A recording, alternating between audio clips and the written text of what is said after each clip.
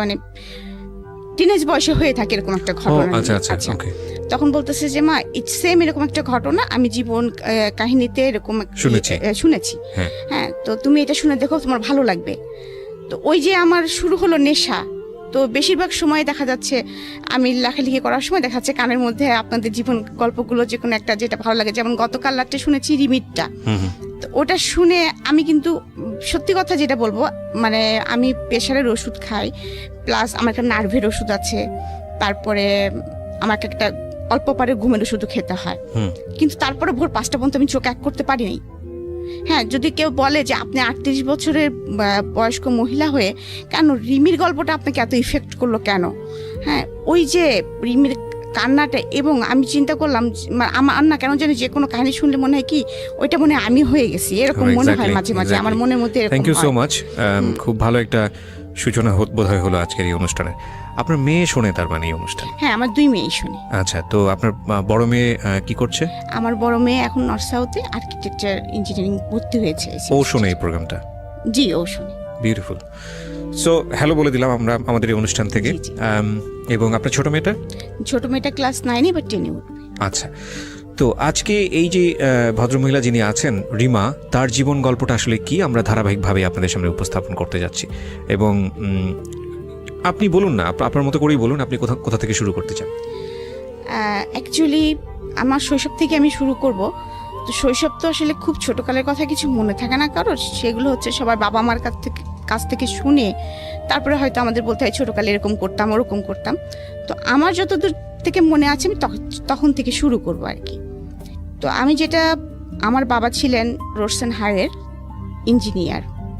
আমার বাবারা হচ্ছে 13 ভাই বোন এবং আপন 13 ভাই বোন, মানে একই মায়ের পেটে 13 ভাই বোন? জি। আমার দাদির মোট সন্তান ছিলেন 18 জন, 13 জন বেঁচে ছিলেন লাস্ট পর্যন্ত। আপনার দাদি কি বেঁচে আছেন? জি, আমার দাদি গত 2 বছর হয়েছে মারা গিয়েছে। মাশাআল্লাহ। আমি তো অবশ্যই, এটা আসলে ওই দাদিদের আমলে এটা সম্ভব। আমার মনে হয় না যে বর্তমান আমলে কোনো মেয়ে বা ভদ্র মহিলা যদি কেউ শোনেন তিনি সেন্সলেস হয়ে যেতে পারেন, মানে ওই স্টেজ যাওয়া তো অনেক বড়ের বিষয়। ওকে, বলেন প্লিজ। তো আমার যতটুকু মনে আছে, মানে আমার ছোট ফুপু আর আমি, মানে আমার যেটা 11 নম্বর ফুপু আর কি, মানে আমি এখানে বলতে চাচ্ছি যে আমার ফুপু হচ্ছে 11টা। আচ্ছা। বাবার চাচা 2 জন, মোট 13 জন। আচ্ছা। তো বাবা হচ্ছে একদম 13 ভাই বোনের বড়। ও ওকে, মানে সবার বড়। 13 জনের মধ্যে আমার বাবা সবচেয়ে বড়। জি। আর ছোট চাচা হচ্ছে 6 ফুপুর পরে, মানে চাচা বাবার থেকে অনেক ছোট। তো আমাদের শৈশবটা এরকম ছিল যে আমরা যতটুকু শুনেছি যে আমার দাদা ভাই মানে গ্রামের খুব গণ্যমান্য একজন লোক ছিলেন, চেয়ারম্যানও ছিলেন। তিনি খুবই জাঁকজমক বর্ণাঢ্য জীবনযাপন করতেন এবং মোট কথা আমাদের পূর্বপুরুষরা জমিদার ছিলেন। যে এই বাড়িটা এখন আর নেই, তবে তো ওইটার ভগ্নাংশ এখনো আছে, কিন্তু এখন আমরা সব বংশধররা ছড়াই ছিটে গিয়েছি। মানে ওটা কোথায় আছে? এটা কুষ্টিয়া। কুষ্টিয়ার জমিদার ছিলেন আপনার দাদা? আমাদের কুষ্টিয়া জমিদার, মানে আমাদের শহর থেকে একটু ভিতরে। আচ্ছা আচ্ছা, ওকে ওকে। তো যাই হোক, ওইভাবে আমরা সারা জীবনই শুনে এসেছি এবং আমরা এলাকায় গেলে ওরকম সম্মান নিয়ে থেকেছি। দাদা ভাইকেও দেখেছি। আমি দাদা ভাইকে খুব বেশি দেখিনি, 4 বছর বয়সে যতটুকু দেখা যায় আমার মেমোরিতে দাদা ভাই চেহারা খুব বেশি স্পষ্ট না। দাদা যান মারা যাওয়ার পরে তখন বাবা ফিল করেন যে দাদিকে একা বাড়িতে রাখা যাবে না, কারণ আমার ছোট ছোট অনেকগুলা ফুপু টুপু আছে। তো তখন আমার বাবা একদম সবাইকেই নিয়ে আসেন, আর আমার চাচু অনেক আগে থেকেই আমাদের কাছেই থাকতেন। একটা জিনিস আমি বুঝতে পারছি যে আপনার বাবা যেহেতু বড় ছিলেন, আপনার দাদার অ্যাবসেন্সে উনি আসলে সবার অভিভাবক হিসেবে দায়িত্ব পালন করেন। দাদা এবং মা, আমার মাও প্রচন্ড ইফোর্ট দিয়েছে সংসারের পেছনে, সেটা মানে না বললেই নয়। তো বাবা হঠাৎ করে একদিন দেখলাম যে একজন মানে বাসায় হারমোনিয়াম, ডুগি, তবলা এরকম নিয়ে আসেন। আমি একটু ইন্টারাপ্ট করছি এখানে, সেটা হচ্ছে যে আপনারা কয় ভাই বোন ছিলেন? ও, আমরা 3 ভাই বোন। 3 ভাই বোন ছিলেন? জি। আপনি বড় সবার? না, আমার ভাই বড়, আমি মেজো, ছোট ভাই। আচ্ছা, তো আপনি যে সময় মেমোরি দিয়ে শুরু করলেন, এটা কত বছর বয়সে আপনার? এটা আমার 4 বছর। 4 বছর বয়সে, মানে স্কুলে তখনও ভর্তি হননি? মানে তখন স্কুলে যাব সেই বছরই হয়তো স্কুলে ভর্তি। ঠিক আছে, হ্যাঁ বলুন। তারপরে বাবা ডুগি, তবলা, হারমোনিয়াম নিয়ে আসছে, করছে। তা আমরা তো সবাই খুব লাফালাফি করতেছি, কারণ পাশে তো আমি একা না, আমার ছোট ছোট আরো ফুপুরা ছিল। আমি বললাম না যে আমরা সবাই একসঙ্গে থাকতাম। তো বাবা এটা দিয়ে কি হবে, তখন হঠাৎ করে পরের দিন সকালে দেখলাম যে একটা লোক আসতেছে এবং খুব মেলি ভাব আর কি। তো আমরা বুঝতেছি না, তা আমাকে এসে বলতেছে যে এই বাবু এদিকে আসো, মানে এরকম করে আর কি। নাচের শিক্ষকরা একটু এরকম মেলি ভাষায় কথা বলে। তো আমার একটু কেমন লাগতেছে, বাসায় সবাই খুব হাসাহাসি করতেছি এরকম। আবার আমাকে ওই ঘরে যখন বাবা ডেকে নিয়ে গেছে যে আজ থেকে উনি তোমাকে নাচ শেখাবেন, আর আশেপাশ থেকে ফুপু টুপুরা উকি ঝুঁকি দিচ্ছে, মানে ছোট একটা ফ্যামিলিতে যা হয় আর কি, উকি ঝুঁকি দেওয়া কি হচ্ছে ওই ঘরের মধ্যে, এরকম একটা বিষয়। তো যাই হোক, আমি একটু একটু করে নাচ শেখা শুরু করলাম। তারপরে বাবা উনি আসেন, নাচতে আমার ভালোই লাগে, কারণ আমি যেটা শুনেছি আমি নাকি ছোটকাল থেকে মানে অনুকরণ প্রিয় ছিলাম খুব আর কি। মানে যে যেভাবে কথা বলতেছি, যে যেভাবে হাঁটতেছি তার পিস পিস ওইভাবে দুষ্টামি করে হাঁটতেছি এরকম আর কি। আর আরেকটা কথা বলি যে আমাদের ফ্যামিলিতে যেহেতু আমার 11টা ফুপু, একটা চাচা, আর তখন শুধু ভাই বোন বলতে আমরা 3 জন, তার মধ্যে মেয়ে আমি একজন। আর আমি ছোটকালতেই স্বভাবত একটু স্বাধীন চেতা, কারণ আমার বড় ভাইটা অসম্ভব ভদ্র এবং ভালো। আর আমি দেখতাম যে যেহেতু এত বড় একটা সংসার, এখানে জেদ না করলে কিছু পাওয়া যাচ্ছে না সহজে, খাবো না হুমকি দিয়ে দিচ্ছি, আমাকে এখন এই নখ পলিশ টেনে দিতে হবে এরকম আর কি। তো কারণ আমাকে দিতে হলে আমার ছোট ফুপুটা হয়তো মন খারাপ করবে, কিন্তু আমার তখন তো সেই সেন্সটা নাই, আমার লাগবে, আমাকে দিতে হবে, আমাকে দিবা না কেন, এরকম একটা। আর বাবার সঙ্গে আমার সম্পর্কটা খুব বেশি ভালো ছিল, যার জন্য ওই রাত্রে বাবা আসলে বা যখনই সুযোগ পেতাম পুটপুট করে, বাবা জানো এরকম নতুন মেকআপ বক্সটা উঠছে, বাবা জানো নতুন এই পেন্সিলটা আসছে, মানে এটা মাকে এড়ায় বাবা কাছ থেকে নেওয়া আর কি। এবং এটা যে একটা জিনিস ছিল, কিন্তু কখনোই সেই টাকাটা নিয়ে বা বাবা যদি কিনে দিত আমি একটা কিনতাম না কখনোই, কারণ ওই যে আমার ছোট ফুপুটার আমি এক বয়সের, এবং আমরা একই স্কুলে দুজনে পড়াশোনা করতাম, আচ্ছা একই সঙ্গে, এবং একটাই রিজার্ভ রিক্সা ছিল, দুজনে এক রাতেই যাওয়া আসা করতাম। তো নাচ শিখছি এবং নাচ শিখতে এক সময় মানে ওইটাই আমার ধ্যান এবং জ্ঞান হয়ে যায়, পড়াশোনাটার পাশাপাশি চলছে। আর সাথে আরেকটা আমার নেশা ছিল, সেটা হচ্ছে বই পড়া। আমি প্রচুর পড়তে পছন্দ করতাম। যেমন ছুটির দিনে আমি নিজে স্বাধীন ঘোষণা করে দিতাম, বাসায় বলতাম আজকে আমাকে খাওয়ার জন্য কেউ তাড়া দিবা না, আমাকে বসার জন্য কেউ তাড়া দিবা না, আমাকে ঘুমানোর জন্য কেউ তাড়া দিবা না, আমি আজকে স্বাধীন, আমি আয়ুব বাচ্চুর গান শুনবো, আমি আজকে সারাদিন গল্প মানে বই পড়বো, এরকম আমার ইচ্ছা আমি সেটা করবো। আমি স্বাধীন হয়ে গেছি মোট কথা। বিকাল হলে তো আমাকে বাসায় পাওয়া যেত না, আমি তো খেলার মাঠে পা হাত পা ছিঁড়ে নিয়ে চলেও এসছি, এরকম ডান পিটে টাইপের ছিলাম আর কি। তো আমাকে নাচ শেখাতে আমার টিচার এটা বুঝে ফেলছিলেন। তো উনার অবদান আমার জীবনে অনেকখানি, মানে উনাকে আমি গুরু হিসেবে সারা জীবন ভক্তি করে যাবো, কতদিন বেঁচে থাকবো, মানে নাচের এই গুরুকে বলছেন। জি, উনি আমাকে আসলেই নিজের মেয়ে বলবো না, মানে আমি তার শিষ্য হিসাবেই উনার মনে হয় সবটুকু আমার মধ্যে ঢেলে দিয়েছিলেন। যাই হোক, নাচ শিখতেছি তো এক সময় যে সে আমাকে একটা প্রতিযোগিতার কথা বলে, আমার বাবাকে শিশু প্রতিযোগিতা বলে যেটাকে।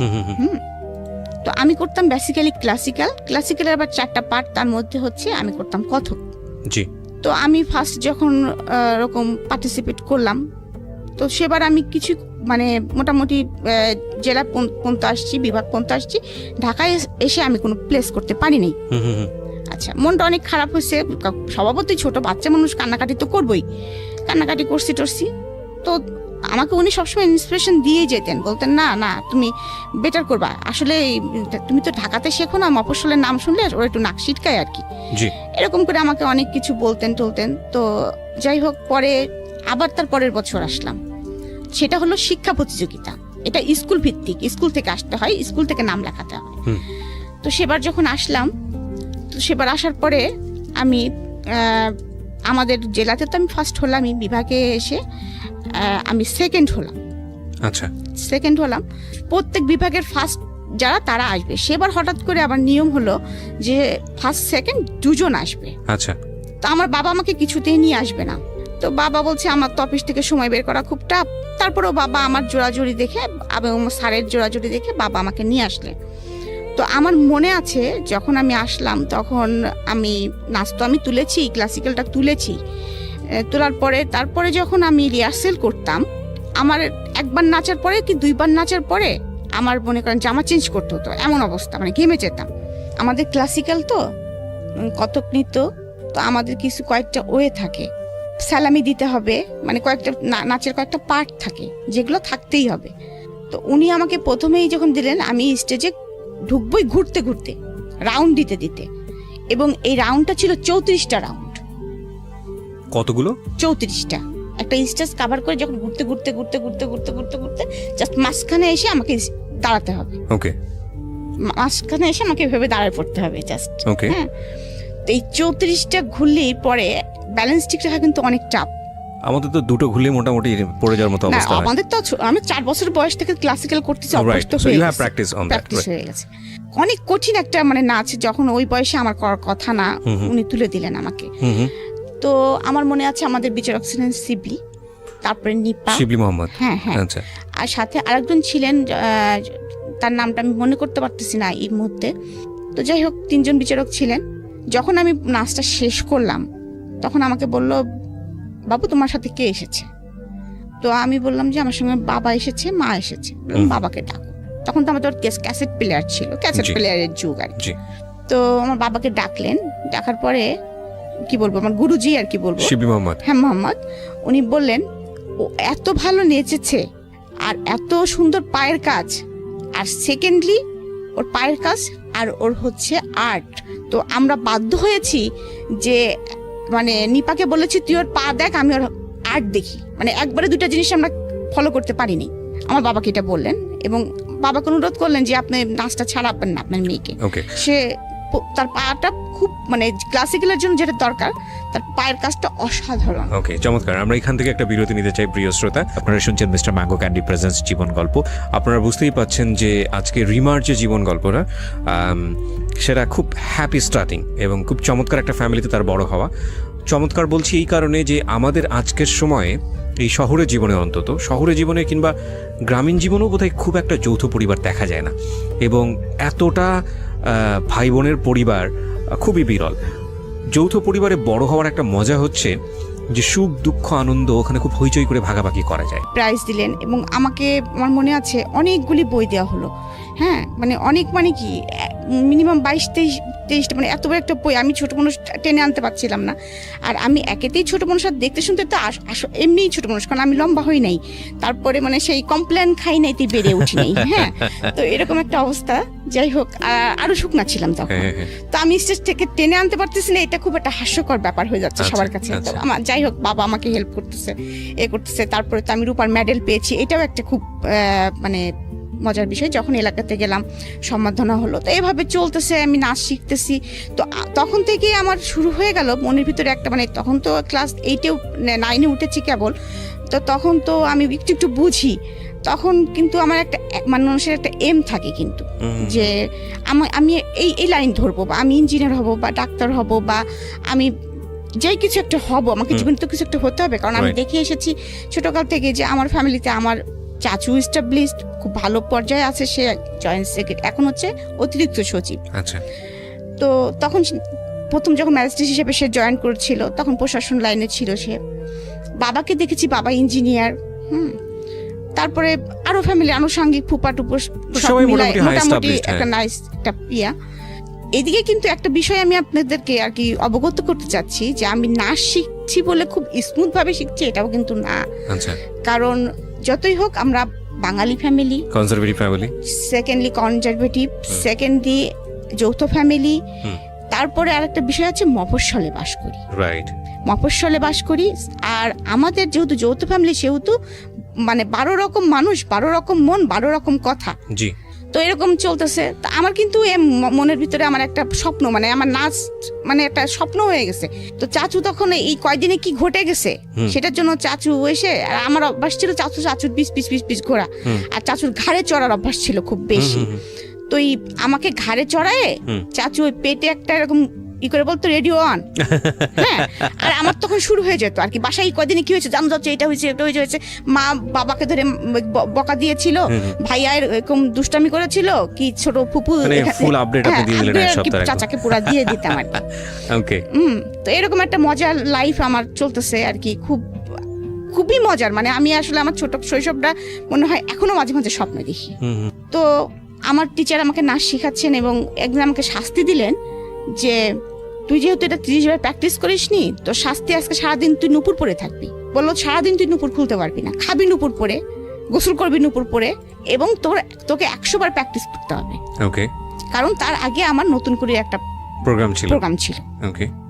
তো আমিও জেদ হয়ে গেল, ঠিক আছে তাই হবে, হ্যাঁ তুমি আমাকে বকা দিলা, আমার সবসময় এরকম ছিল, তুমি আমাকে বকা দিলা তো ঠিক আছে, তা মা এত বলছে তুই নুপুর খোলা, আমি না আমি 100 বার প্র্যাকটিস করবো, ওইরকমই মা হয়তো একটু খাওয়াই দিচ্ছে, খাচ্ছি, তারপরে আবার ক্যাসেট ছেড়ে আবার প্র্যাকটিস শুরু করতেছি।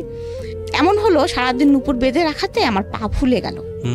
তারপরে তো যাই হোক, পরের দিন যখন আমার টিচার আসছেন, বাবা খুব রেগে গেছেন, তো তুমি এটা কি করছো, আমার মেয়ের পাটা দেখছো তুমি? তা বলে কি আমি মানে উনি তো মেয়েলি ভাষায় কথা বলে, তা বলতেছে ভাইজান আমি তো বলছি কিন্তু ও যে গোসা করে সারাদিন পরে থাকবে আমি তো বুঝতে পারি নাই। তো যাই হোক, কালু মামা বলে যে নিজেই তেল গরম করে আনে, আমার মার কাছ থেকে তেল চায়, নিজে পায়ে মালিশ টালিশ করে। যাই হোক, তারপরে সেবার নতুন করে তো আমি পার্টিসিপেট করলাম এবং আমি 68 মার্ক নিয়ে সেবার আমি 3rd হলাম। আমার সঙ্গে ফার্স্ট হয়েছিলেন শাওন। শাওন মানে হুমায়ুন আহমেদের স্ত্রী শাওন, আমাদের প্রিয় শাওন। ওকে, সো বুঝতেই পাচ্ছেন যে আজকের যিনি গেস্ট তার কালচারালি মানে শৈশবে একটা শক্তিশালী ব্যাকগ্রাউন্ড আছে ইনফ্যাক্ট। হ্যাঁ বলেন প্লিজ। তো তখন থেকে আমার মনের ভিতরে ইচ্ছা যে একটার পর একটা যখন অ্যাচিভমেন্ট করতেছি আমি, যে আমার তখন থিম হয়ে গেছে যে আমি নৃত্যশিল্পী হব। আচ্ছা, এবং এটা হতে হলে কি করতে হয় সেটাও আমি জানি, যে মানে বুঝতে পারতেছি, বিভিন্ন জায়গা থেকে শুনতেছি যে ইন্টারমিডিয়েট পাস করব, আমাকে ইন্ডিয়া যে আমি একটা কোর্স করব, বা আমি রবীন্দ্র ভারতী যে ভার্সিটি আছে ওখানে আমি অ্যাডমিট হব, এরকম একটা মনের মধ্যে একটা স্বপ্ন গুছাচ্ছি। এর মধ্যে আমার বাবা ট্রান্সফার হয়ে কুষ্টিয়ায় চলে আসেন। কুষ্টিয়ায় চলে আসার পরে কিছুদিন আমরা ভাড়া বাসায় থাকি, কারণ আমরা অনেক মানুষ ছিলাম, আমাদের হতো না। তো তারপরে বাবা ওখানে আবার জায়গা কিনে, আমাদের কুষ্টিয়া যেহেতু হোম ডিস্ট্রিক্ট, তো সেখানে বাবা আবার জায়গা কিনে বাড়ি করে ফেলেন, একবারে দোতলা বাড়ি করেন। যখনই বাবা বাড়িটা করেন তখনই হচ্ছে এমন অবস্থা হয় যে আমরা তো ছিলামই, আমার ফুপু টুপু আমার দাদি টাদি ছিলামই, তো গ্রাম সাইডে যেসব ফুপুদের বাড়ি ছিল তাদের ছেলে মেয়েরাও সবাই যারা কলেজে ভর্তি হলো সবাই আমাদের বাসায় এসে উঠার পরে তখন হচ্ছে আমি ক্লাস 10-এ অলরেডি উঠে গেছি। 10-এ ওঠা মানে আমার তখন প্রায় 15 বছর বয়স, একেবারে ছোট না, মানে ছোট না বলতে কি একটু বোঝা শুরু করেছি যে আমি একেবারে ছোট না। আমাদের সিস্টেম ছিল দোতলায় আমরা মেয়েরা থাকতাম আর নিচতলায় হচ্ছে সব ছেলেরা থাকতো আর কি। তো বাসা ভর্তি যেহেতু মানুষ এইভাবে চলছে, কিন্তু এখন আমি যেটা বলবো সেটা হচ্ছে যে আমার কৈশোরে পদার্পণ যেটা বলবো আর কি, বয়সন্ধিকালে হচ্ছে যে আমি যে খুব সুন্দর, আমি যে অমক বা আমি তমক, এরকম কমপ্লিমেন্ট কখনো আমাকে ফ্যামিলি থেকে দেওয়া হয়নি কখনো। উল্টো আরো কমপ্লিমেন্ট পেতাম যে শর্ট এর কখনো বিয়েই হবে না, লম্বা হতাম না যেহেতু। আর যেহেতু ওই যে ডান পিঠের স্বভাবটা ছিল, তার জন্য আমি কিন্তু আমার গায়ের রং কিন্তু 2 ভাগ থেকে চাপা। তো স্কুলে যেতাম যখন, তখন দেখতাম যে কিছু কিছু ছেলেরা সাইকেল নিয়ে পিস পিস যাচ্ছে, তো মজাই লাগতো আর কি, মজা লাগতো কি রে এই ছেলেটা পিস পিস আসে কেন। আবার এমনও আছে কোনোদিন এসে হয়তো বলেও দিতাম বাসায় যে ভাই জানিস যাচ্ছিলাম আমাদের পাড়ার অমুক ছেলেকে দেখলাম, মানে ফুপাতো ভাই তো মেলাগুলায় বাসায়, আমার ভাইকেও বলতেছি, আমার ফুপাতো ভাইদেরকে বলতেছি যে তারা আবার কি করছে, দেখা যায় তাকে যে শাসায় থুয়ে আসছে, তুই আমার বোনের পিস পিস গেছিস কেন। এটা হয়তো বা আমি জানিও না বা আমার বাবাও জানে না। তো এইভাবে চলতেছে। যাই হোক, ওই সময় আমার তখনও স্ট্যান্ড বাই 2 ফুপুর বিয়ে হয় নাই, তো আমাকে নিয়ে প্রচন্ড ঝামেলা শুরু হলো। মানে আপনার পিছনে এরকম ভাবে? হ্যাঁ, আমার পিছনে এ পাড়ার ছেলে লেগে গেল, ও পাড়ার ছেলে লেগে গেল, কেউ মানে বাসায় ফোন করে, কেউ ডিস্টার্ব করে, মানে স্কুলে তো ডিস্টার্ব করে, চিঠিপত্র তো দেয়। আর আমি আবার এখানে একটা বোকামি, এখন মনে হয় যে বোকামি করেছি, যে আমি আবার তাদেরকে পিটাইতাম। মানে বললো রাস্তার মধ্যে একটা প্রস্তাব দিল, এই চিঠিটা নাও, আমি জুতা পিটা করে চলে আসছি, দেখা যাচ্ছে যে বদমাইশ তোর চিঠি নেবো কিসের জন্য। হ্যাঁ, তারপরে দেখা যাচ্ছে আবার বাসায় এসে আবার নালিশ করলাম, আমার ভাইরা যে আবার তাদেরকে পিটনে দিল, আবার এই পাড়ার ছেলে হলো ও পাড়ার ছেলের সাথে মারামারি লেগে গেল, মানে এরকম মানে সিচুয়েশনটা তৈরি হয়ে গেল। অনেক সময় ফোন করে বাবাকে হুমকি দিত যে আপনার মেয়েকে তুলে নিয়ে যাও, কি করবেন দেখি, ও যে আমাদের পিটাইলো মারাইলো, হ্যাঁ আপনারা যে কাজটা করলেন বাবা হয়তো জানেও না।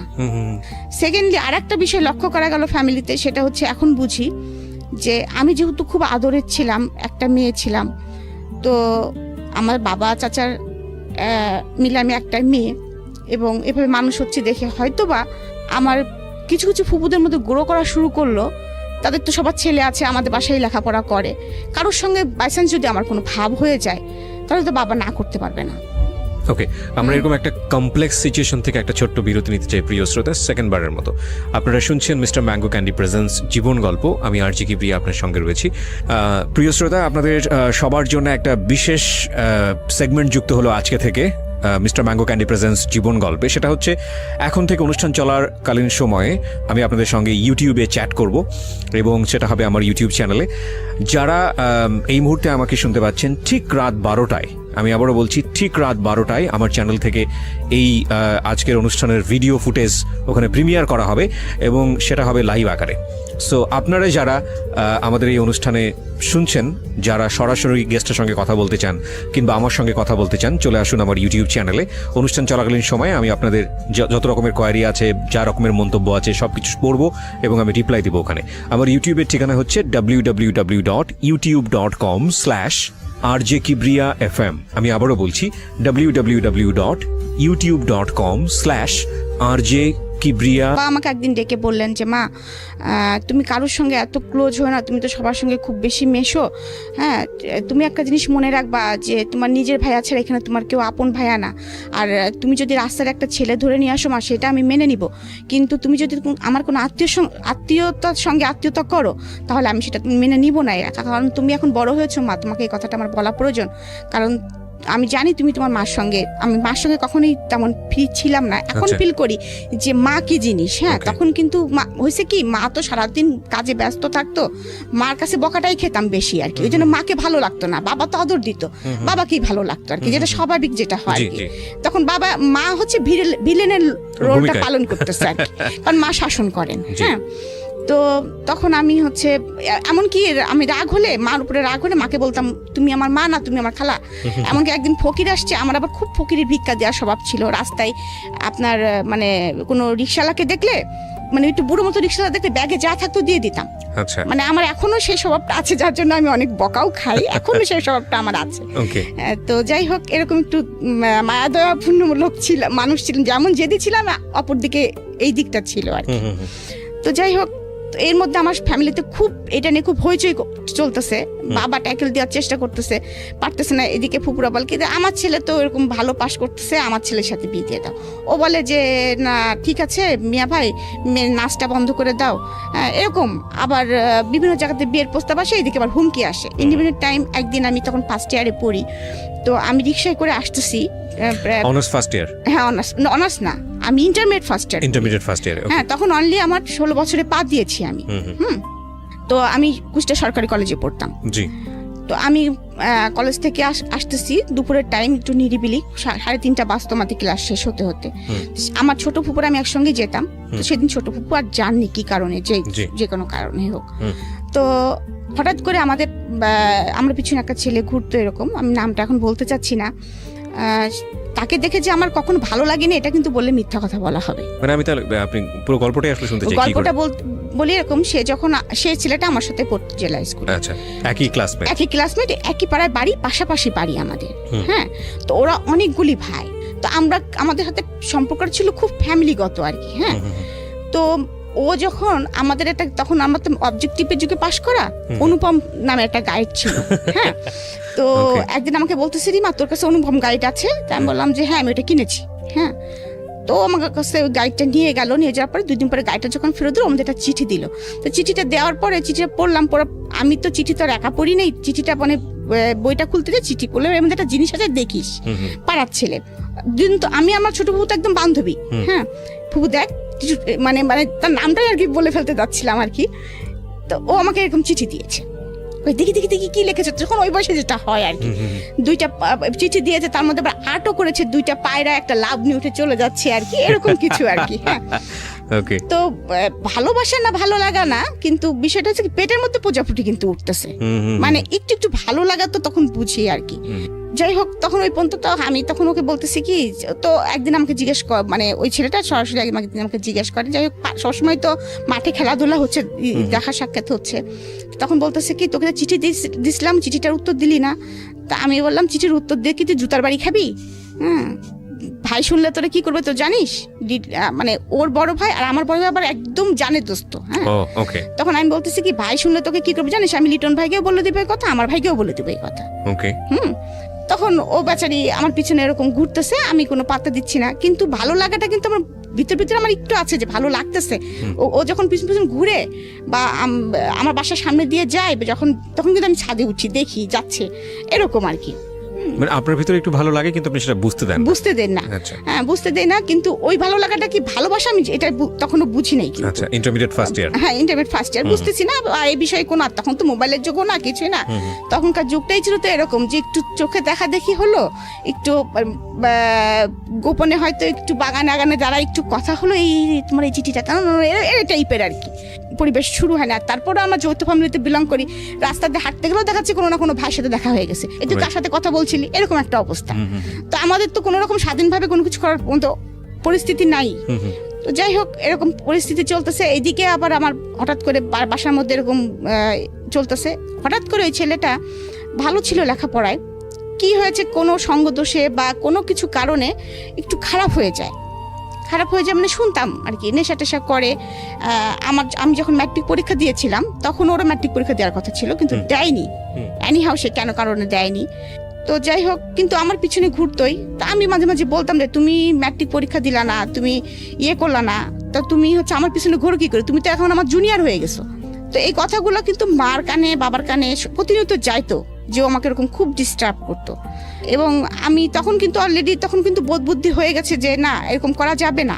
হ্যাঁ, কারণ ও যেহেতু ম্যাট্রিক পরীক্ষা দেয়নি, খারাপ ছেলেদের সাথে মিশে গেছে, ভালো লাগাটা আমার দূর হয়ে গেছে, সোজা কথা।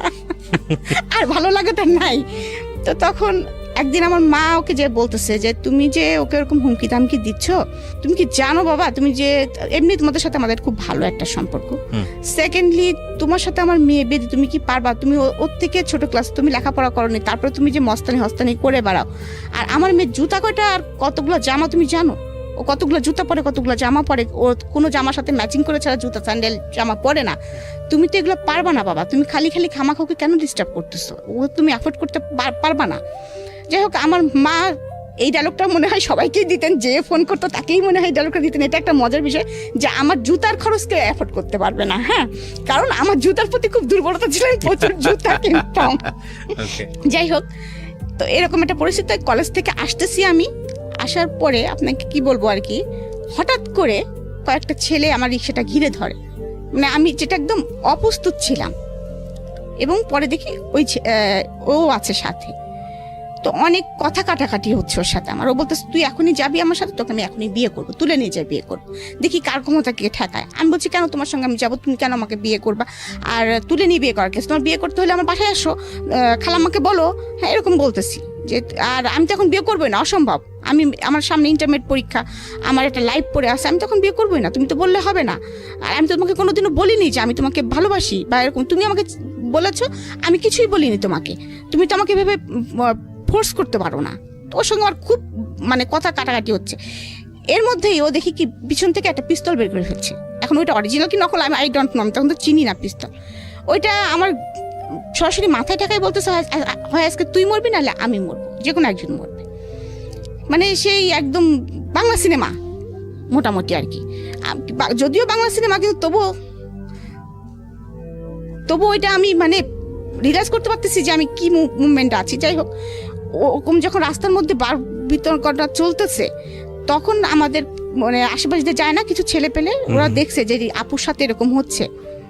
তো তারপরে এরকম ওরা আবার আমাদের বাসায় চিনতো, আমাদের বাসায় যে খবর দিয়েছে, বলছে রিমা আপুকে কতগুলো ছেলে এরকম পিস্তল ধরছে এবং তাকে কোথায় যেন নিয়ে যাচ্ছে।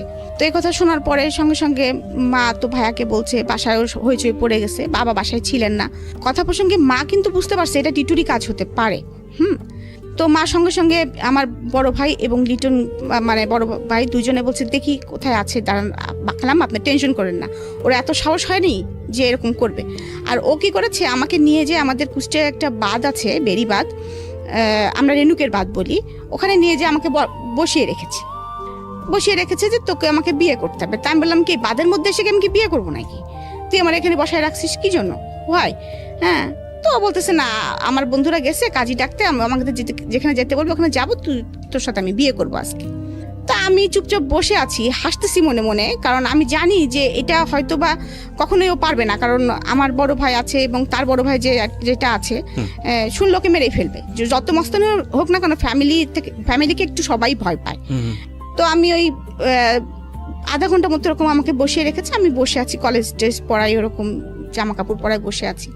তো এর মধ্যে তো ওর ফ্রেন্ড সার্কেল দিয়ে আমার ভাইরা বের করে ফেলেছে যে রিমাকে নিয়ে কোথায় গিয়েছে তোরা একটু আমাদেরকে বল। বড় ভাইরা বললে তো অনেক সময় ছোট ছোট ভাইরা না বলতে পারে না, তখন অনেকেই বলে যে ফ্রেন্ড সার্কেল, ওদের ফ্রেন্ড সার্কেলের মধ্যে বলছে যে হ্যাঁ এরকম একটা প্ল্যান করতেছিল, আজকে রিমাকে ধরবে যদি সুযোগ পায়। তো ওকে মনে হয় যথাসম্ভব রেণুক বাঁধে নিয়ে গিয়েছে, ওখানে মনে হয় বাঁধের মধ্যে মানে নদীর পাশেই বসে আছে মনে হয়। হ্যাঁ, ওকে রাজি করানোর চেষ্টা চলছে। আসলে ভাই এরকম কিছু না, ও যদি চাপে পড়ে হ্যাঁ করে দেয়, মানে এরকম একটা কিছু বলছে আর কি। তো আমার ভাই এবং সেই ওর বড় ভাইও, আমি দূরের থেকে দেখতেছি ওরা হেঁটে আসতেছে। তো আমি তো একদম তখন আরো রিল্যাক্স হয়ে গেছি যে ভাইরা তো আসতেছে। আর ওরা ওদের ভাইদের দেখে পিছন থেকে পিস্তল তখন আর কোনো নাই, তখন পিস্তল সহকারে যার যার মতো সে পাশের দৌড় মারছে আর কি। 2-3টা ফ্রেন্ড ছিল, সে ছিল, তখন আর তার ফুটানি শেষ। যাই হোক, তখন থেকে আমাকে নিয়ে গেল বাসায় নিয়ে যাওয়ার পরে আরো পরিস্থিতি খারাপ হয়ে গেল। বাবার মাথার মধ্যে এই বিষয়টা গেঁথে গেল। হ্যাঁ, একদম গেঁথে গেল। মানে মা তো প্রচন্ড ভীতু হয়ে গেলেন, না জানি এরকম অ্যাক্সিডেন্ট আর একদিন হলে কি হবে।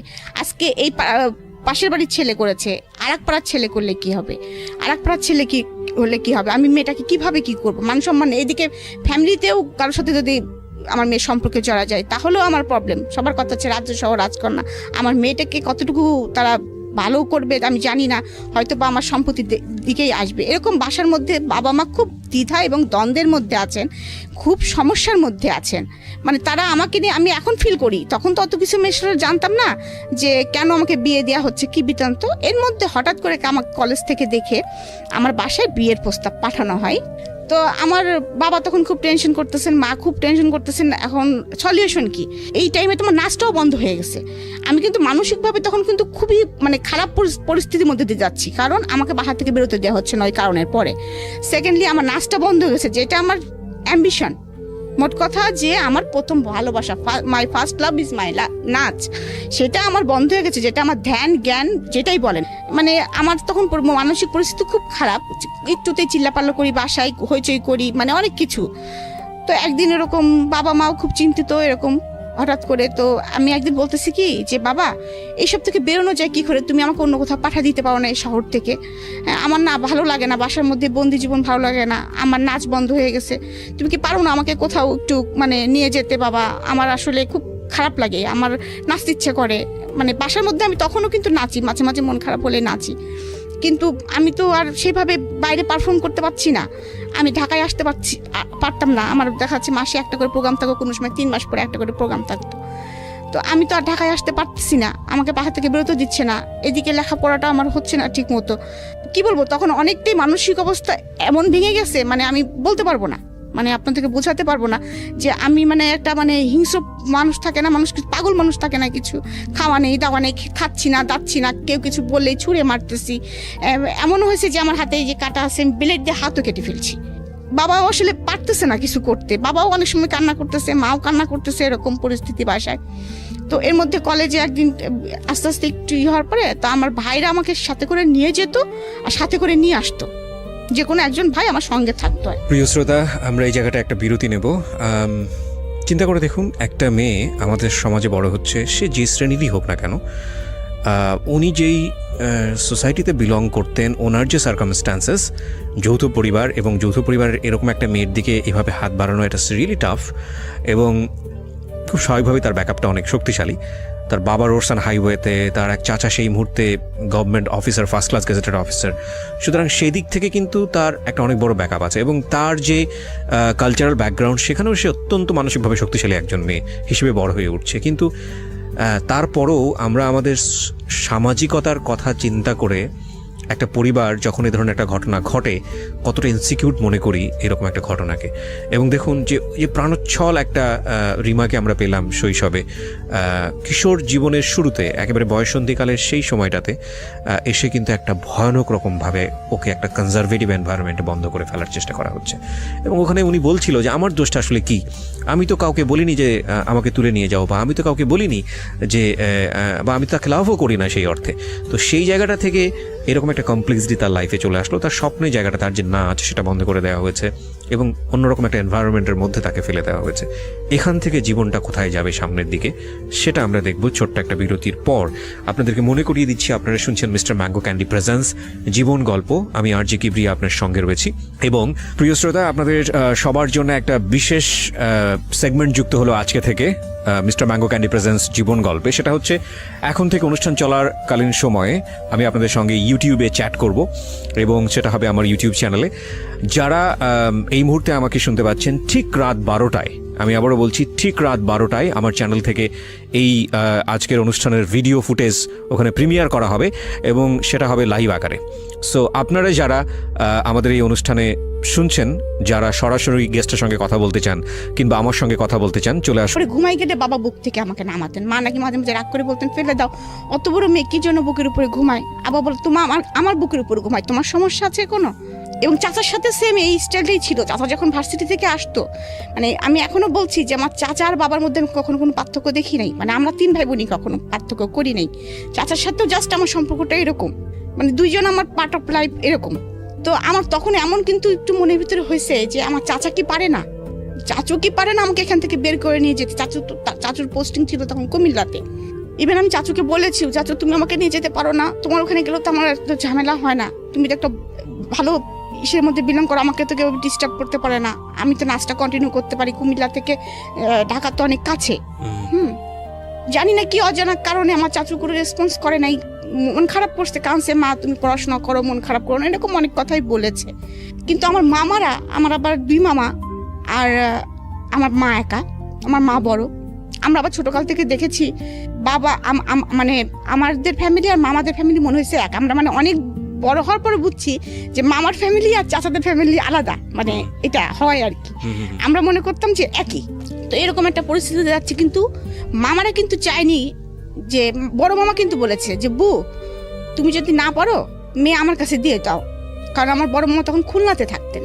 এরকম পরিস্থিতি চলতেছে, কিন্তু বাবা আমাকে কারো কাছে দিতে রাজি না, কারণ আমার মানসিক অবস্থা তখন যেরকম, কারণ আমার এই মানসিক অবস্থাটা তখন অনেকে হয়তো টেক কেয়ার করতে পারবে কিনা, কখন কি অ্যাক্সিডেন্ট করে ফেলি, মানে এটা আমার বাবা বুঝতে পারতেছে না। তো এর মাঝে আমি অ্যাক্সিডেন্ট একটা করিও, সেটা হচ্ছে, তো আমার মনে আছে আমার কাছে 700 টাকা ছিল। আমার কাছে সবসময় টাকা পয়সা থাকতো আর কি, এটা একটা বিষয় ছিল তখনকার সময়। 700 টাকা মানে বেশ কিছু টাকা আর কি। তো আমার কাছে 700 টাকা আছে, আমার পরা আছে একটা লং স্কার্ট আর একটা টি শার্ট, রাত্রে যেটা আমি পরে ঘুমাই। ঘুম থেকে উঠে তখনও বাসায় কেউ কেউ উঠেছে, কেউ কেউ ওঠেনি। তো আমাদের বাসার নিচে একজন দারোয়ান থাকতেন এবং একজন নাইট গার্ড থাকতেন। তা আমি আমাদের আবার বাসাটা অনেক পিছনে, সামনে অনেক বড় লবি এবং সামনে খুব বড় একটা গেট, ওইটা পার হয়ে তারপরে যেতে হয় রাস্তায় আর কি। কাউকে কিছু বলতেছি না, আমি একাই সকালবেলা ঘুম থেকে উঠে ওই 700 টাকা হাতের মধ্যে নিয়েছি, কোনো পার্সও না, এবং ওই নাইট ড্রেস পরার মতো অবস্থায় আছি। ওই অবস্থায় আমি সোজা হাঁটা ধরছি, কোথায় যাব আমি নিজেও জানি না। আমার মনে হয়েছে আমার একটু বুক ভরে নিঃশ্বাস নিতে হবে, আমাকে একটু বাঁচতে হবে, আমার ভালো লাগছে না, আমি কোথায় যাব নিজেও বুঝতেছি না। কিন্তু কারণ আমার তো তেমন কেউ নাইও, আমার কারোর সাথে তেমন কোনো ফ্রেন্ডশিপ নেই, বা মানে ফ্রেন্ডশিপ আছে কিন্তু এরকম আস্থা করা যায় এরকম কাউকে সেরকম কেউ নাই। যারা আছে সবাই ফ্যামিলি মেম্বার, আমার ফুপু, আমার ভাইরা, এরকম ফ্যামিলির ভিতরে আমাদের যত মেশা। বান্ধবী কিছু আছে, তাদের বাসায় যাইটাই, কিন্তু তাদের কথা তখন মাথায় আসে নাই আর কি। আমার মনে হয়েছে কি যে ঢাকায় আমি নাচি না, আমি ওখানে গেলেই মনে হয় কিছু একটা করতে পারবো, এই চিন্তা করে বাস স্ট্যান্ডে চলে গেছি। বাস স্ট্যান্ডে চলে যাওয়ার পরে আমি ওখান থেকে একটা বাসে উঠে পড়ছি, যে বাসটা ঢাকায় যায় এটা শুনছি আমি। তো আমার তো রাত্রেও মনে হয় আমি কিছু খেয়েছিলাম না, সকালেও আমার খাওয়া দাওয়া কিছু নাই। আর তখন তো বাসে আসতে অনেক মানে হাঙ্গামা হতো আর কি, মানে ওই ফেরি পার্টটার অনেক ঝামেলা। তা আমার পাশে যে লোকটা বসে আছে, আমি কিন্তু কয়েকবার বমি করেছি এর মাঝে, বাসের মধ্যে কয়েকবার বমি করেছি, উনি আমাকে পলিথিন কিনে দেন। আমার কিন্তু অত কিছু মনে নেই। তারপর ঢাকা গাবতলীতে যখন এসে থামছি, তখন কিন্তু আমার মনে হচ্ছে যে আমি কোথায় যাব। ঢাকাও তো কাউকে চিনি না, যাব কোথায়? হঠাৎ করে আমার মনে হলো যে আমি যখন ঢাকায় যে প্রতিযোগিতাগুলো করতে আসতাম, তখন আমি যে মামার বাড়িতে উঠতাম, তার বাসা হচ্ছে গ্রিন রোডে ছিল। আমি একটা সিএনজিকে জিজ্ঞেস করতেছি, আপনি কি গ্রিন রোডে যাবেন? তো বলছে যে হ্যাঁ যাব। তো উনি আমাকে যে ভাড়াটা চাই আমি সে ভাড়াতেই উঠে পড়ি। এবং মানে ওনার বাসায় একদম রাস্তার সাথে, গ্রিন রোডের রাস্তার সাথে ছিল এবং 7 নম্বর রোড, এটা আমার মনে আছে। আমি বলেছিলাম 7 নম্বর রোড। নিয়ে আসার সঙ্গে সঙ্গে আমি বুঝতে পারি যে এটা আমার মামার বাসা, মানে ওখানে অনেকগুলো ফ্ল্যাট, মামার ফ্ল্যাটটা চিনতে পারি। মামার বাসায় যাই। মামি আমাকে দেখে তো একদম হতভম্ব, যে কল্পনাই করতে পারে নাই আমি কোথা থেকে আসবো, একা আসছিস কি ব্যাপার। তো হয়তো বা তারা বড় মানুষ, বুদ্ধিমান মানুষ, হয়তো বা আমার বাবাকে জানিয়েছে এমন কিছু হয়েছে, বা বাবাও বলেছে যে এরকম অবস্থার মধ্যে যাচ্ছে। তো ওখানে একদিন আমি ছিলাম, তারপরে বাবা আবার আমাকে গাড়ি চলে আসে, বাবা আমার সঙ্গে সঙ্গে গাড়িতে করে চলে আসে, এসে আমাকে আবার নিয়ে যায়। নিয়ে যাওয়ার পরে তখন আবার মনে হলো যে আবার কেমন যেন একটা, মানে ওইটাও একটা ভুল করতে যাচ্ছিলাম, যে আমি হারাই যেতাম। তখন মনে হলো আমি বাবা আমাকে ধরে খুব কাঁদছে, তুমি এইভাবে বাসা থেকে কেন বেরোইছো?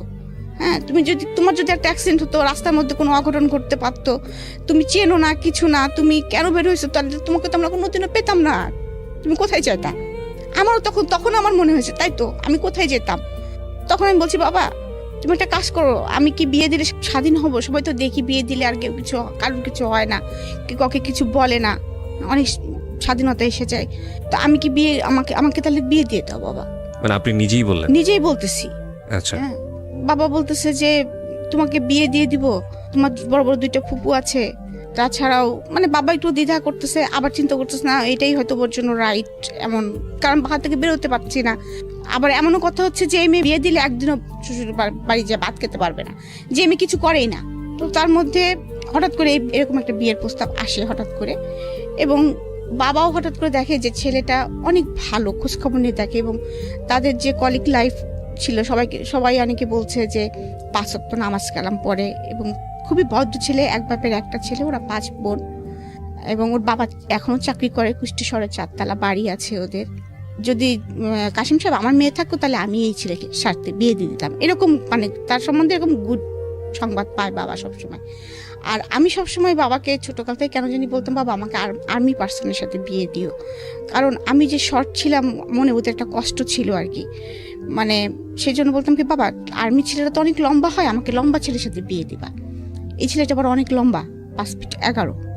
তো ওইভাবেও কিন্তু আসলে মানে আমার বিয়ে হয়ে যাচ্ছে আমি বুঝতে পারতেছি না। তো আমার মনে নেই সঠিক কারা কারা দেখতে আসছিল আমাকে। তো আমি সেদিন মনে হলো কি যে আমি একটু স্বাধীন, কারণ স্বাধীন মনে হলো কি যে অনেকদিন বাইরে যাইনি, অনেকদিন সাজিনি। আমি আবার সাজতে গুজতে খুবই পছন্দ করতাম।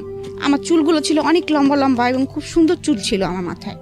তো আমি মাকে বলছি, মা দেখতে আসলে কি শাড়ি পরা যায়? তো মা বলছে হ্যাঁ যাই। তো আমি বোকার মতো মার শাড়ি বাছতেছি, কোন শাড়িটা পরবো। হ্যাঁ, মানে আমি সেদিন অনেক মানে আনন্দ পাচ্ছি, কেন জানি মনে হচ্ছে যে আমি জীবনে একটা স্বাধীন জীবন যাপন করতে চাচ্ছি। হ্যাঁ, যাচ্ছি এরকম। তো আমি মার একটা শাড়ি পছন্দ করেছি, মানে সেজেছি। বাবাকে বলেছি, বাবা তুমি নাস্তা কিনতে যাচ্ছ, আমার জন্য পেস্ট্রি নিয়ে এসো। আমি আবার পেস্ট্রি খেতে খুব পছন্দ করতাম। আমার জন্য গোলাপ ফুল নিয়ে এসো, আমি কিন্তু মাথায় গোলাপ পরবো, এরকম। যাই হোক, তারা আমাকে দেখতে আসছে। আমাদের ড্রয়িং রুমটা ছিল নিচে, আমার দোতলার থেকে আমাকে নিচে নামায় নিয়ে আসছে। ওরা আমাকে বিভিন্ন প্রশ্ন করতেছে। দু একটা মনে আছে প্রশ্ন? 2-1টা প্রশ্নের মধ্যে যেমন নামাজ পড়তে পারি কিনা, তারপরে কোরআন শরীফ পড়েছি কিনা, তারপরে কিসে পড়ি, কোন সাবজেক্টে পড়ি। এর মধ্যে আর একটা ছিল যে তখন একটা নাটক হচ্ছিল, হেলাল নামের একটা চরিত্র ছিল আমাদের মধ্যে, ইমদাদুল হক মিলনের মানে একটা নাটক হচ্ছিল টিভিতে। হেলাল নামের কাউকে চেনেন কিনা, এই নাটকটা আপনি দেখেন কিনা? বিপাশা হায়াত, ওকির আহমেদ এবং হেলাল। হ্যাঁ হ্যাঁ হ্যাঁ, সম্ভবত রূপকথা। হ্যাঁ হ্যাঁ। তখন বলছি নাটকটা হচ্ছে, তখন তো আমাদের বিটিভি চলতো এবং তখন ওই নাটকগুলো আমরা খুব আগ্রহ সহকারে দেখতাম। তো আমি তখনও জানি না আমার হাজবেন্ডের নাম হেলাল, এই জন্য আমাকে প্রশ্ন করতেছে। হ্যাঁ, তখন বলতেছে হেলালের চরিত্রটা আপনার কাছে কেমন লাগে? কিন্তু ওখানে তো খালেদ খান তো ওখানে ভিলেন পুরা। হ্যাঁ, আমি তো বেটা তো বদমাইশের লাঠি, মানে আমি তো সবসময় স্টেট কাট কথা বলি, আমি সরাসরি বলতেছি বেটা তো বদমাইশের লাঠি। হ্যাঁ, এরকম বলতেছি আর কি। তোরা আবার এটা নিয়ে খুব হাসাহাসিও করছে আর কি। যাই হোক, তারপরে আমাকে আমার হাজবেন্ড ঠিকানা লিখতে দিয়েছে। হ্যাঁ, ঠিকানা লিখতে দিয়েছে যে আমরা তোমার বাসার ঠিকানা লেখো। আমি আবার ঠিকানা লিখতে যে কুষ্টিয়া বানানটা এস এর ঘুল্লিটা কিভাবে দেয়, মানে একটু হলেও তো ভয় পাচ্ছি, ভুলে গেছি। হ্যাঁ, আমি আমার ফুফাতো ভাই সামনে দাঁড়ায় আছে, জিজ্ঞেস করছি এস কেমন করে লেখে দেয়। ওদের সামনে জিজ্ঞাসা করতেছি। হ্যাঁ, ও আবার হেসে ফেলছে, তুই এস লিখতে পারছিস না। যাই হোক, এই পার্টটা চলে গেল এবং ওরা আমাকে দেখে আমাকে কিছু টাকা, একটা খাম দিল হাতে ধরায়।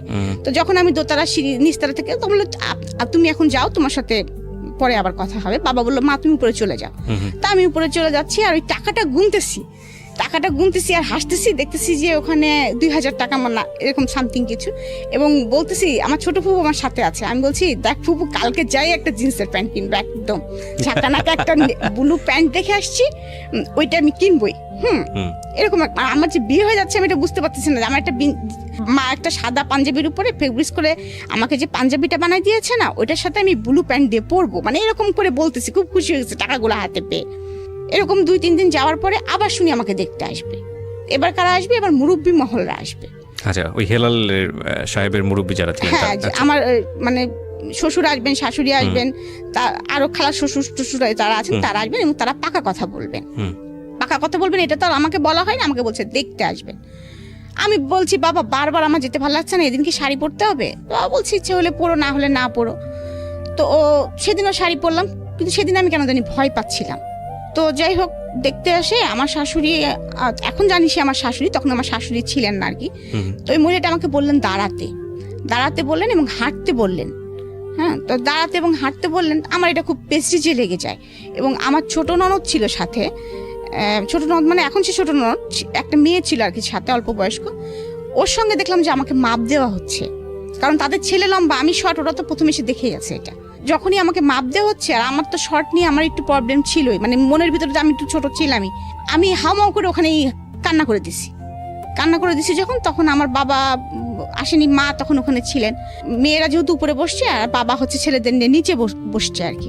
পরে মা কিভাবে পরে আমাকে বলছে মা তুমি ঘরে চলে যাও। আমি ঘরে চলে গেছি। তখন মা মনে হয় বাবাকে কিছুটা হলে বলেছে। তো আমার বাবা নিজ থেকেই ওনাদেরকে তখন বলেছে আমার মেয়ে আমি বিয়ে দিব না। তখন আমার শ্বশুর নাকি জিজ্ঞেস করেছে যে কেন দিবেন না? আমরা তো দেখলামই না, মামনির মুখটা তো আমাদেরকে দেখালেন না, মেয়েরা উপর থেকে দেখেছে, ছেলেদের সামনে, তখন আমার শ্বশুরদের সামনে আমি যাইনি। তখন বলতেছে যে না আমার মেয়ে, বাবার এটা শুনে মন খারাপ হয়েছে যে আমাকে মাপ দিয়েছে ওরা। হ্যাঁ, আর আমাদের ফ্যামিলির তো এরকম না, এত অড না যে এখনো মেয়ে তোমার দাঁত দেখি, মেয়ে তোমার চুল দেখি, এই টাইপের তো না। হ্যাঁ, বাবার এটা অবশ্যই প্রেস্টিজে লেগেছে। তো বাবা বলছে আমার মেয়ে আমি এখানে বিয়ে দিব না, এখানে বিয়ে দিব না বলছে, আসলে আমি মেয়ে না এখন বিয়ে দিতে চাচ্ছি না, মানে কায়দা করে যা বলার হয়তো বাবা বলেছে এরকম। তখন আমার শ্বশুর নাকি বলেছে দেখেন আমরা আসলাম, ঠিক আছে মামনিটাকে দেখি, বিয়ে দিবে না দেবে না আপনি পরে ডিসিশন নেন, আমাদেরকে একটু এক নজর দেখতে দেন। তো আমার মনে আছে যে আমাদের উপরেও একটা বসার রুম ছিল আর কি। তো ওনাদেরকে ওখানে ডেকে নিয়ে আসা হয় এবং আমি আর সামনে যাব না, কিছুতেই যাব না। আমার তখন একদম শুরু হয়ে গেছে, না আমি যাবো না, সামনে যাবো, ওদের সামনে যাবো, ওরা আমাকে মাপ দিচ্ছে, কি করছে না করছে, আমি যাবো ওদের সামনে। তো জোর করে ওয়ান কাইন্ড আমাকে ধরে নিয়ে আসা হয়। তো আমি যখন রুমে ঢোকার পরে বসতে বললো, বসলাম। তো আমার শ্বশুর ঢাকায় নিয়ে আসেন। আমি বাবা আমার তখন আর ওইগুলো মনে নেই। আমি তখন দেখতেছি যে আমি একটু স্বাধীন হয়েছি, আমি কেনাকাটা করতে পারতেছি ধুমসে, যে শাড়িটা চাচ্ছি বাবা দিচ্ছে, যে জামাটা চাচ্ছি দিচ্ছে, মানে সবকিছু মোটামুটি ইয়ে করতেছি। এবং সোনার দোকানে যা চাচ্ছি, মানে এরকম সোনা কিনতে কিনতে আমি প্রায় 50 ভরি সোনা কিনে ফেলছি। এমনও কথা বাবাকে বলতেছি, বাবা আমার কি এই বিয়েটা পরে যখন আরেকটা বিয়ে হবে তখনও কি আবার তুমি আমাকে দিবা? হ্যাঁ, এবং so fine, this is the thing that ওনার মেন্টাল ম্যাচুরিটিটা কি ছিল। বাট এখানে আমার কথা বলার আছে, আমি জানি না যে সামনে কি ঘটবে, বিকজ কিছু তো প্রেডিকশন তৈরি হয়, সব মানুষেরই তৈরি হয়। যারা জীবন গল্প শুনছেন তারা হয়তো বুঝতে পারছেন যে কিছু একটা ঘটতে যাচ্ছে, যেটা হয়তো তাদের ভাবনার সাথে মিলেও যেতে পারে। কিন্তু আমার কথাটা হচ্ছে যে আপনার বাবা বা ফ্যামিলির যারা মেম্বাররা ছিলেন তারা তো আপনার মেন্টাল ম্যাচুরিটিটা বুঝতেন। উইথ ডিউ রেসপেক্ট, বাবা কিংবা মার জায়গা কখনোই মূল্যায়ন করা যায় না, যত বড় প্রবলেমই হোক না কেন, ভুল হোক না কেন। কিন্তু কখনো কখনো এই ইকুয়েশনগুলো আমাদের মতো মানুষের জায়গা থেকে, প্রশ্নের জায়গায় থেকে যায় যে যেই মেয়েটা বিয়ে ব্যাপারটাকে লিবার্টি হিসেবে দেখছে এবং একই সাথে কিনতে কিনতে এরকম মনে করছে যে মানে আরেকটা বিয়ে হলে বোধহয় আরও জিনিসপত্র কেনা যাবে, সেখানে বাবার চিন্তাটা কি বা মায়ের চিন্তাটা কি ছিল যে মেয়েটাকে বিয়ে দেওয়া মানে হচ্ছে কি করা, আমি ঠিক জানি না। হয়তো মনে করেছে যে কপাল যদি ভালো থাকে তাহলে ওই সংসারে গেলেও হয়তো এরকম আদরই পাবে, হয়তো এরকমই মনে করেছে, কারণ একটা ছেলে শুনেছে যেহেতু। হ্যাঁ, এবং যেহেতু শ্বশুরে সেরকম বলে গেলেন যে আমি আমার মাকে দেখেছি, সো সামহাউ পজিটিভ নিশ্চয়ই ভেবেছেন, নইলে তো আসলে ওই একটা ঘটনার পরেই বাদ হয়ে যাওয়ার কথা। বাবা একটা জিনিস চিন্তা করেছিলেন যে আমি কুষ্টিয়া থেকে কুষ্টিয়া বাড়ি পড়ালেখাটা কন্টিনিউ করে নিয়ে যেতে পারবো, তারপর সেকেন্ড যখনই খুশি, আমাদের 20 টাকা রিক্সা ভাড়া আর কি ডিফারেন্স, এ পাড়া ও পাড়া বাড়ি, বাবা যখন খুশি তখন আমাকে দেখে আসতে পারবেন এক নজর অন্তপক্ষে। শ্বশুর বাড়ি থাকি, বাবার বাড়ি থাকি, সবকিছু পজিটিভলি চিন্তা করেছেন। তো কি হলো তারপর শপিং এর পর? তারপরে শপিং টপিং করতেছি, এরকম খুব মজা করতেছি, এবং এমনকি আমার হাজবেন্ডের জন্য একটা আংটি কিনে নিয়ে আসা হয়েছে, ঘড়ি টড়ি কিনেছে আড়ং থেকে, বাবা পাঞ্জাবি শেরওয়ানি টেরওয়ানি কিনেছে। তো আমি আবার বলছি, বাবা দেখছো ওই লোকটার আংটির উপরে একটা ঘোড়া আঁকানো, ওই লোকটার যেরকম ঘোড়ার মতো চেহারা, ঘোড়া আঁকানো, এরকম বলতেছি আর কি। বুঝি না তো, আমার হাজবেন্ড তখন যেহেতু লম্বা ছিল, খুব ভ্যাংলা ছিল, আমি খুব ভালো করে দেখিনি, ওই এক নজর যা দেখেছি সেটাতে আমার যা মনে হয়েছে আমি সেটা বলেছি আর কি। তো বাবা বলে, ছিমা এরকম করে বলতে হয় না, এটা কিন্তু বলতেছি, তাও বাবার মোটরসাইকেলের উপর পা দুলাচ্ছি বিকালবেলা বসে বসে, আর এরকম বলতেছি বাবাকে। যাই হোক, এরকম করতে করতে বিয়ের দিন এসে যায় আর কি। বিয়ের দিন এসে যায়, সেদিনও আমি খুব উৎফুল্ল। তো বাবা আমাকে একটা শাড়ি, অনেক শাড়ি কিনে দিয়েছিলেন, তার মধ্যে একটা শাড়ি আমি কাতান শাড়ি খুবই পছন্দ করে কিনেছি আর কি, ময়ূরাক্ষী কালার যেটা বলে, এটা সবুজও না আবার ইয়ে না, এরকম আমার চয়েস লেভেলটা সারা জীবন একটু ডিফারেন্ট ছিল আমার পুরো ফ্যামিলির মধ্যে থেকে, আমি একটু সবসময় বেটার কিছু ইয়ে করতাম। তো ওই শাড়িটা পরে আছি, ওরা আবার যে শাড়িটা এনেছে ওই শাড়িটা আমার পছন্দ হয়নি। আচ্ছা, কারণ ওইটা শাড়িটার কালার হচ্ছে কেমন যেন ম্যাজেন্টা কালার, একটু মানে লাল না, কেমন যেন একটি কালার। ওরা বলতেছে বিয়ে পড়ানোর সময় মেয়েকে শ্বশুর বাড়ি শাড়ি পরতে হয়। আচ্ছা, আর আমি বলতেছি আমি শাড়ি মরে গেলেও পরবো না, আমি এইটাই পরে থাকবো। যাই হোক, আমাকে কিছুতেই রাজি করাতে পারিনি। পরে আমার শ্বশুর বাড়ির শাড়িটা আমার মাথায় দিয়েছে। আচ্ছা, মাথায় দিয়ে তারপরে বিয়ে পড়াচ্ছে। তো কবুল বলতে হয় যে থেমে থেমে 3 বার, সেটাও আমি বুঝি না। আমি কিন্তু আমি কানবো মনে করে, আমার আশেপাশে আমার ফুপুরা, আমার মারা সব বসেছে, কিন্তু আমি কোনো কান্না করতেছি না। মানে সবাই ধারণা করেছে কবুল বলার সময় আপনি কান্না, আমি মনে হয় কানবো, আমি মনে হয় কিছুটা হলে বুঝতেছি। আমার কিন্তু সেই ফিলিংসটাই নাই যে কবুল বললে যে অন্যজনের হয়ে যাচ্ছি বা একবারই চলে যেতে হবে আমাকে, এরকম ফিলিংস আমার মধ্যে কাজ করছে না। কবুলই তো, মুখ দিয়ে তো কবুলই বললে তো কি, কবুল বললে কি হয়, মানে এরকম একটা ভাব। তারপরে আমাকে কবুল বলতে বলেছে, আমি সুন্দর সুন্দর মানে বলে 3 বার কবুল বলতে বলেছি, সুন্দর করে কবুল বলেছি। তারপর কবুল বলার পরে আমি মিষ্টি করে একটু হাসিও দিয়েছি, আমার দাদু একটু আমার মুখ ধরে একটু আদরও করে দিয়েছে, এরকম আর কি। তো তারপরে যখন বিদায়ের পালা আসতেছে, কারণ তাদের বাড়িরও প্রথম একটা ছেলে এবং বিয়ে হচ্ছে, তাদের বাড়িতেও অনেক বড় করে অনুষ্ঠান করতেছে, আমাদের বাড়িতেও অনেক বড় করে অনুষ্ঠান হচ্ছে। তো আমাদের বাড়িতে আবার একটা রেওয়াজ আছে, এর মধ্যে বলি যে বিয়েতে কোনো গিফট নেওয়া হয় না। আচ্ছা, এটা কারোর বিয়েতে নেওয়া হয় না। ওকে। তারপরেও আমার এত পরিমাণে আমার জিনিস আমি পেয়েছি, সেটা হচ্ছে আমার আত্মীয় স্বজনের কাছ থেকে জোর করে দিয়ে গেছে, আমার ফুপুরা টুপুরা সবাই মিলে আর কি। এত পরিমাণে আমি স্বর্ণ, এত পরিমাণে আমি জিনিস পেয়েছি, মানে আমি নিজেও জানতাম না আমার কত স্বর্ণ ছিল। তো আমি যখন বিদায়ের সময়টা, যেটা আমি বলতেছি যে বিয়ে তো হয়ে গেল, বিয়ে হয়ে যাওয়ার পরে তখন আমাকে ওই নিচে নিয়ে যাওয়া হলো, মালা বদল করতেছি। তখন আমি দেখলাম যে কালো একটা হাত আমার মাথার উপর দিয়ে মালা দিচ্ছে। আমি বলতেছি কি রে, আমি কারে বিয়ে করলাম, কেন লোকটা কি কঙ্কাল কঙ্কাল ভূত কেন, হ্যাঁ মানে এরকম মনে হচ্ছে আমার কাছে। তারপরে যখন আমার বিদায় হয় তখন দেখি কি আমার সামনে কেউ নেই, না বাবা, না মা, না মামারা, কেউ নেই, অনলি শুধু আমার চাচা। এবং চাচা কিন্তু দাঁড়ায় থাকতে পারছে না, অর্থাৎ মানে কাঁপতেছে অলরেডি থরথর করে। এইটাও আমার শ্বশুরবাড়ির লোক কিন্তু মাইন্ড করছে, 2টা জিনিস মাইন্ড করছিল তারা, আমাকে এটা নিয়ে অনেক কথা শোনাইছে। সেটা হচ্ছে, মেয়ে কি পাগল, ওইভাবে কবুল বলে? কোনো মেয়েকে তো এইভাবে আজ পর্যন্ত কবুল বলতে দেখি নাই। আর একটা জিনিস, বিদায়ের সময় আমি কাঁদতেছি না, বিকজ আপনি বুঝেই উঠতে পারছেন না, আমি বুঝে উঠতে পারতেছি না। আমি মনে হচ্ছে বেড়াতে যাচ্ছি কোথাও একজন জায়গায়। তো আমার চাচা শুধু একটা কথা বলে, আমার মনে আছে যে ওর হাতের উপর আমার হাতটা দিয়ে বললো, বাবা তুমি যদি মনে করো যে আমি আমাদের মেয়ে তোমার হাতে দিচ্ছি, তাহলে তুমি ভুল করো, মনে করো আমাদের কলিজাটা ছিঁড়ে তোমার হাতে আমরা দিয়ে দিচ্ছি, কারণ এটা তুমি কিভাবে যত্ন করে রাখবা সেটা তুমি জানো বাবা, এতটুকুই। তো আমি চলে গেলাম। শ্বশুরবাড়ি যাওয়ার পরেও বুঝতেছি না, আমাকে মানে বউকে বসায় রাখছে, সবাই আসতেছে দেখতেছে, আমিও দেখতেছি করতেছি, বুঝতেছি না। যাই হোক, ওই দিনটা গেল, মানে ওই সন্ধ্যাটা গেল আর কি। তারপরে আমার হচ্ছে 5 ননদ, তার মধ্যে ধরেন 4 জনই আমার থেকে বড়। ছোট ননদটা আমার বয়সী, আমার থেকে 2-1 বছরের জুনিয়র সিনিয়র হব আমরা। তো ওর সাথে আমার এর মধ্যে একটু ভাব হয়ে গেছে আর কি। আর ও আমাকে আগে থেকেই চিনতো, কিন্তু মানে ও যে আমি যে স্কুলে পড়তাম ও সেই স্কুলে পড়তো, গার্লস স্কুলে। তো ও যখনই আমার ছবি টবি দেখেছে বা যখনই দেখতে এসেছে যে আমি, তখন ও খুব খুশি হয়ে গিয়েছিল ভিতরে ভিতরে যে এই মেয়েটাকে তো আমরা কোনোদিন চিন্তাই করতে পারিনি, নাচ দেখেছি কত সুন্দর নাচে, এ আমার ভাবি হবে। ও তো ছোট মানুষ, ওর মধ্যে এটাই কাজ করেছে, এত সুন্দর একটা মেয়ে আমাদের ভাবি হবে। হ্যাঁ, ও খুব খুশি, ও আমার হাতে ভাব জমানোর খুব চেষ্টা করতেছে, আমার পিছিয়ে আছে আর কি সে। তো আমাকে জামা কাপড় চেঞ্জ করিয়েছে, আমার ননদ আমাকে শাড়ি পরিয়েছে, আর ওই মানে বিয়ের শাড়ি সাজগোজ খুলে একটা শাড়ি টাড়ি পরিয়েছে, এরকম বাড়ি ভর্তির লোকজন চলতেছে। যাই হোক, তারপরে রাত আসছে, আমাকে তো রাত্রে খেতে দিছে, আমি তো খেতে পারি না হাত দিয়ে, আমি তো ছাড়াই ভাড়াই খাচ্ছি, কোনো রকম কি খাচ্ছি সেটাও বুঝতে পারতেছি না। মানে আমি আবার তখন আবার বুঝতে পারতেছি, মানে মনের ভিতরে এতটুকু উপলব্ধি আসতেছে যে চিনি না তো, হ্যাঁ চিনি না তো, আমি কোথা থেকে কোথায় আসলাম আমি তো বুঝতে পারতেছি না কিছু। হ্যাঁ, আমার হাতে তো কই আব্বু আম্মু আসলো না, কেউ তো আসলো না, মানে এরকম মনে হচ্ছে। কেউ তো খোঁজ নিচ্ছে না, বাবা তো এখান থেকে এইটুক চলে তো আসতে পারে, এতক্ষণ তো বিয়ের ঝামেলা শেষ হয়ে গেছে, বাবা তো আর চলে আসতে পারে, মা তো চলে আসতে পারে, এরকম মনে হচ্ছে মনের কাছে। কই কেউ তো আসতেছে না, এরকম মানে মনের ভিতরে হচ্ছে। তো ওরা যা বলতেছে সেটাই করতেছি আর কি।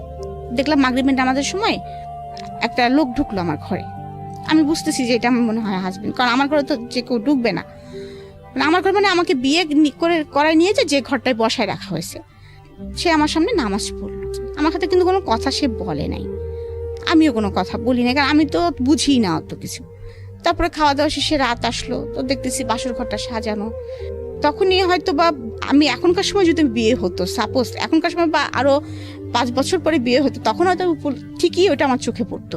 কারণ আমি যে চুজি, বাসর ঘরটা কেন এমন করে সাজানো, যেটা ফুল দিয়েও সাজানো না, কিছু গাঁদা ফুল দিয়েছে এবং কিছু বেলুন দিয়েছে, যে যেমন হচ্ছে বার্থডে ভাব।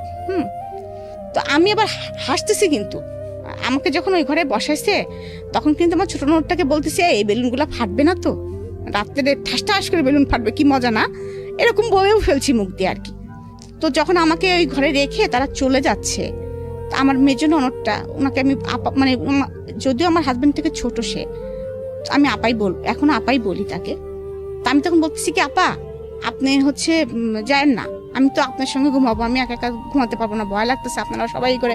আমি তখনও জানি না লোকটা আমার ঘরে ইন করবে, আমি মনে করতেছি হয়তো এই ঘরে আমাকে একাই ঘুমাতে দিবে। তো এইটু জানি যে বাসরাত হয় মানুষের, কিন্তু ওরকম সাজানো ওরকম ঘরে যে বাসরাত হয় আমি এটা তো বুঝতে পারতেছি। যাই হোক, আপাকে ধরে বসছি যে আপা আমি তো আপনার সঙ্গে ঘুমাবো, আপনি আমার সঙ্গে ঘুমান। বলতেছে না না তুমি ভয় পাও না, তোমার সঙ্গে ঘুমাবে তো, ভাই তোমার সঙ্গে থাকবে, তুমি টেনশন করো না, ভয় পাবা না তুমি। তো আমি তো তখন আরো ভয় পেয়ে গেছি যে কি ব্যাপার, একটা ছেলে থাকবে আমার সাথে। হ্যাঁ, আমি তো কখনো ছেলে মানুষের সঙ্গে ঘুমাইনি, আমি বাবার সঙ্গে ঘুমাইছি, চাচুর সঙ্গে ঘুমাইছি। তারপরেও যতই ইয়ে করি, একটা নতুন জায়গা তো আমি তত ইয়ে করতে পারছি না। যাই হোক, আমার হাজবেন্ড ঢুকলো ঘরের মধ্যে, ঢোকার পরে সে পাশে বসতো, শীতকাল ছিল তখন, ডিসেম্বরে আমার বিয়েটা হয়েছে, ডিসেম্বরের 6 তারিখে। তখন আমি 16 বছর আমার বয়স। তখন আমি মানে বুঝতে পারতেছি না কি করব, আমি কিন্তু লেপ কম্বল কিছু গায়ে দেওয়া না, আমি এমনি এরা বসা, শীতে কাঁপতেছি আর কি, একটা শাল মনে হয় কোনো রকম জড়ানো গায়ে। তার মানে বলতেছে তুমি লেপের মধ্যে পা দিয়ে বসো, ঠান্ডা তো।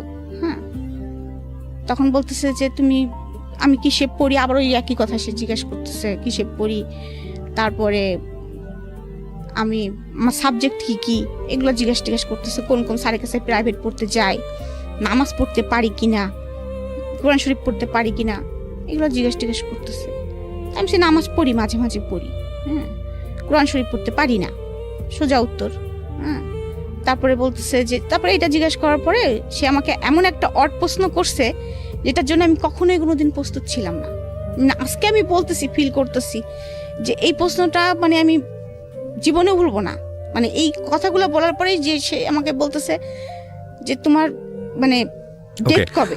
আমি বুঝতে পেরেছি, আমরা হয়তো ইন ডিটেইলি যাব না, বাট জীবনের কিছু কিছু মোমেন্ট থাকে যেগুলো কারো কারো জীবনের সারা জীবনেরই একেবারে ব্যক্তিগত অনুভূতি, সেটা হয়তো কারোর সাথে শেয়ার করার মতো না, কিন্তু কখনো কখনো ওই মোমেন্টগুলোই একটা সামাজিক শিক্ষার অংশ হয়ে দাঁড়ায়, কখনো কখনো ওই মোমেন্টগুলোই আরেকজনের জন্য একটা অনেক বড় শিক্ষণীয় হয়ে দাঁড়ায়।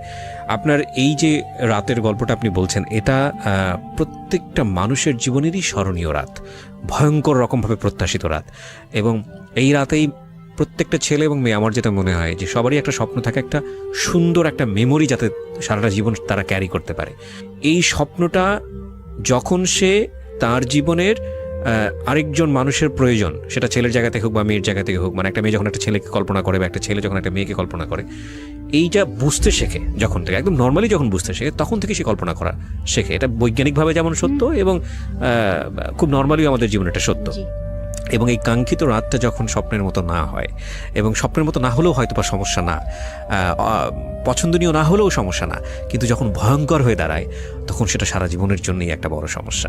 কখনো কখনো সেই ভয়ঙ্কর এক্সপিরিয়েন্সগুলো 8-10টা মানুষের জীবনে ওই ভয়ঙ্কর এক্সপিরিয়েন্স যাতে না হয় সেজন্য হয়তো বা যতটুকু যেভাবে শেয়ার করা প্রয়োজন সেভাবে আমরা শেয়ার করার সুযোগ দিই। আমরা ছোট্ট একটা বিরতি নেব প্রিয় শ্রোতা।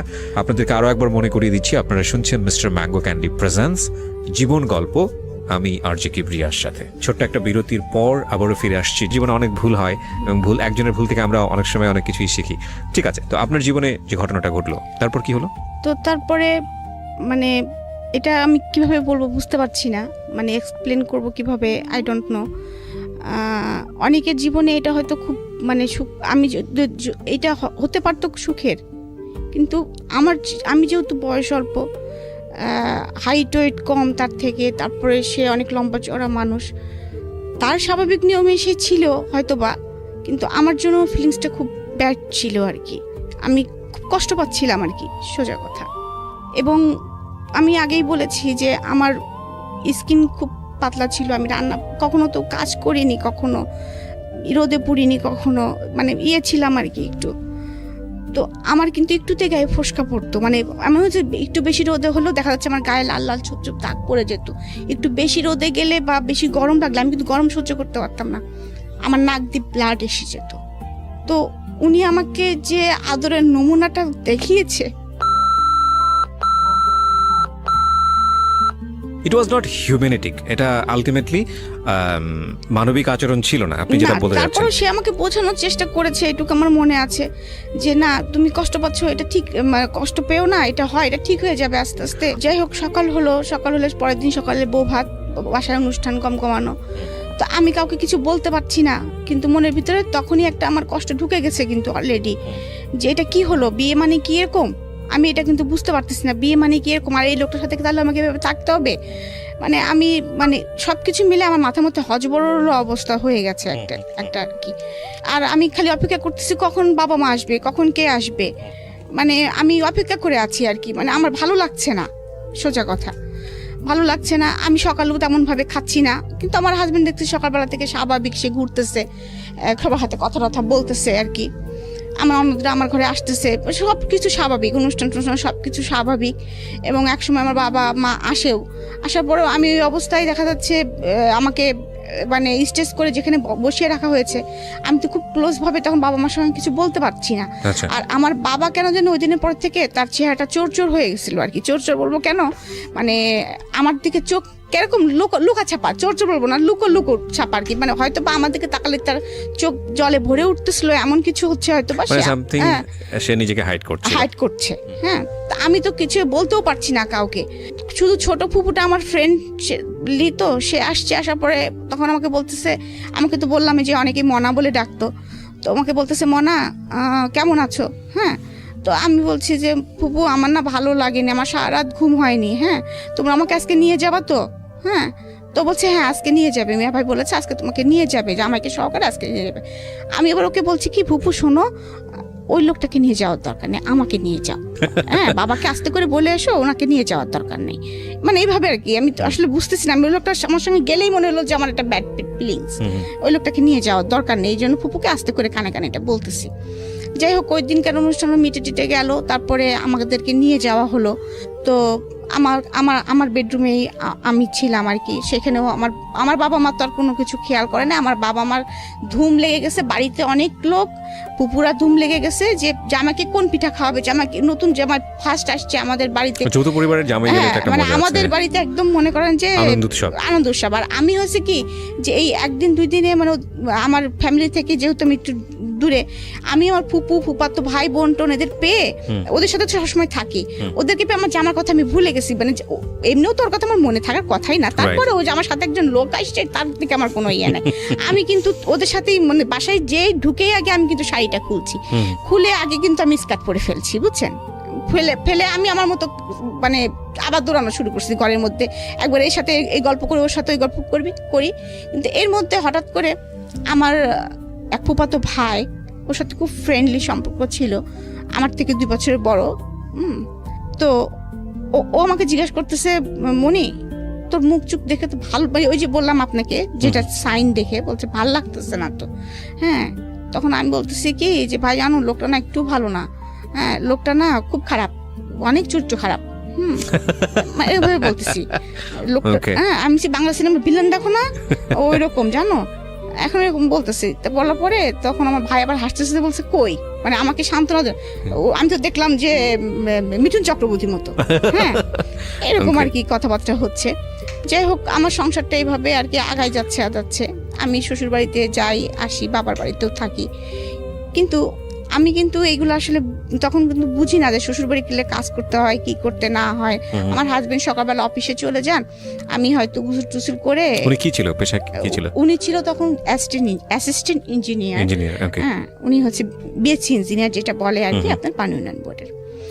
তো আমি তখনও কিন্তু বুঝি না, তো আমি নাস্তা খাই, ছোট ননদের সাথে সময় পাস করি, কিন্তু আমার শাশুড়ি মনে মনে খুব খেপে যাচ্ছে।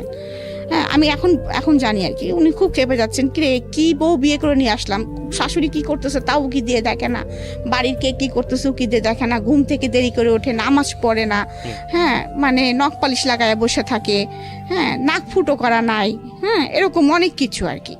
তো ওই দিন উনি খুব হঠাৎ করে খুব লাউড হয়ে গেলেন, আমার বলতেছে এই তোমারে কি খালি শোকেসে সাজা রাখার জন্য নিয়ে আসা হয়েছে নাকি, তুমি খালি ঘরের মধ্যে বসে বসে মান্দাদের হেমন্তের না কি কার গান শুনো, হ্যাঁ তোমার হাজবেন্ড খাবে সেটা তোমার খেয়াল রাখতে হয় না, তোমার যে 5টা ননদ আছে তারা কলেজে যাচ্ছে ভার্সিটিতে যাচ্ছে, তুমি সেগুলো খেয়াল রাখবা না, হ্যাঁ তুমি নিজেকে নিয়ে সবসময় বসে থাকো, হাতে নখ পলিশ মেখে বসে থাকো, মানে এরকম করে আমার সাথে খুব চিল্লাপাল্লা করতেছে। এই কয়েকদিনের মধ্যেই, মানে 15-20 দিনের পরেই। আচ্ছা, আমি কিন্তু বুঝতে পারতেছি না, আমি একদম থতমত খেয়ে হা করে বসে আছি যে আমাকে এই ধরনের হয়তো কেউ কখনো বলে নেই।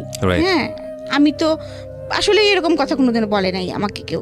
তো আমি খুব মন খারাপ করে ওনাদেরকে তাকায় আসলে উনি কি বলতেছে, আমি বলতেছি মা আমার নাক ফুটো নেই সেই জন্য রাগ করতেছেন, আমি এটাও বুঝি নাই। যখন বলছে এই মেয়ের নাক ফুটো নাই, আমি নাক ফুটো জানো না, জানে হ্যাঁ কি বাড়িতে বিয়ে দিছি, মেয়ের হচ্ছে নাক ফুটো না থাকলে ছেলের অমঙ্গল হয় এটা জানে না, এরকম বলতেছে। তা আমি বলছি এটার জন্য মনে উনি রাগ করছে। তা আমি বললাম ওই যে জেদি ছিলাম, আমি নাক ফুটোর যখন এতই সমস্যা, আচ্ছা ঠিক আছে, আমি একদম নিজের যে ঘরটায় থাকতাম, এমনকি আমি ওই ঘরে যখন যে ঘরটাকে আমাকে থাকতে দেওয়া হয়েছে, যে সেই ঘরটার পরিবেশটা এরকম ছিল যে একটা শুধু খাট, ড্রেসিং টেবিল নাই কোনো, একটা টেবিল আর একটা স্টিলের আলমারি, আর কিছু নেই ওই ঘরে। ও একটা আলনা ছিল, যে আমি কখনো মানে আমার ঘরটা তো অনেক সাজানো গুছানো, তখনকার সময় চেস্টের ড্রয়ার একদম ম্যাচিং করা কিছু।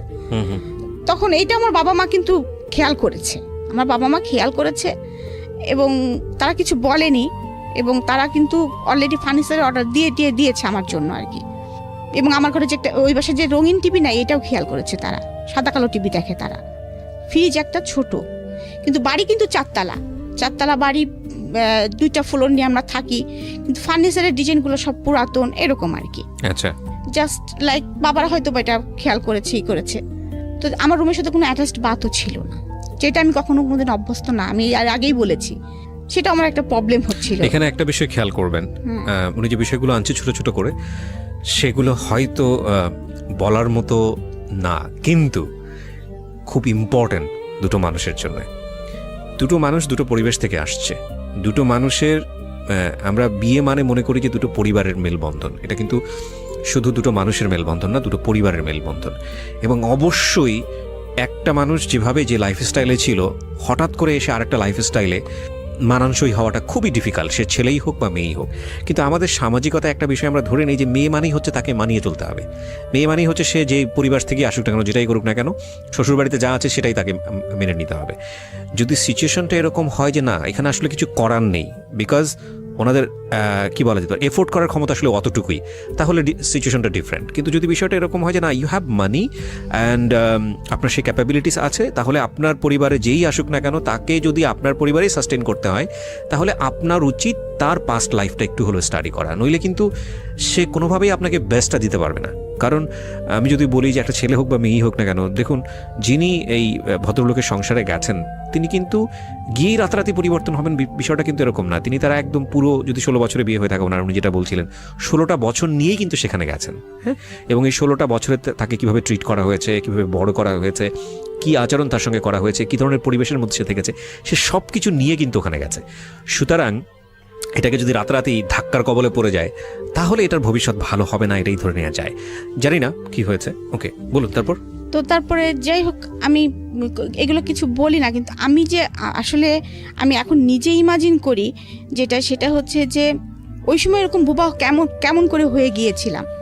হ্যাঁ, না বোবা বেশিক্ষণ থাকবেন না, এটা আমরাও জানি। কারণ কেন বোবা হয়ে গিয়েছিলাম, ডিমান্ড হচ্ছে এমন একটা জিনিস মানুষ একটা পর্যায় পর্যন্ত সেভ করতে পারে। ইভেন তখন আমি মনে করি এটা সেভ না, এটা হচ্ছে জমায়। তো জমায় মানে হচ্ছে কি, ধনুকের তীরটা যখন আপনি টানবেন প্রথম পর্যায়ে কিন্তু ছাড়লে আপনি এটা বেশি দূর যাবে না, তো তখন মনে হয় কি ঠিক আছে তীর তো আসবে না, কিন্তু তারপরে জমতে যখন একবার টানার পর এক্সট্রিম লেভেলে যখন টানা হবে, টানার পরে যখন ছাড়া হবে তখন কিন্তু গতিটা যায়।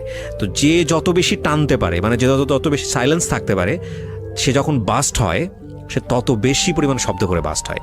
তো আমরা একটা জিনিস মনে করি, সেটা মেয়ে হোক বা ছেলেই হোক না কেন, যখন আমরা কারোর প্রতি অত্যাচার করছি কিংবা কেউ যখন একটা জিনিস মানিয়ে নিচ্ছে, চাপতেছে ভিতরে, চাপার ক্ষমতাটা ভালো, কিন্তু এটা যদি এমন হয় যে চাপতে অনেক দিন ধরে চাপার পরে সে বাস্ট হলো, তাহলে ক্ষতি হওয়ার সম্ভাবনাটা বেশি।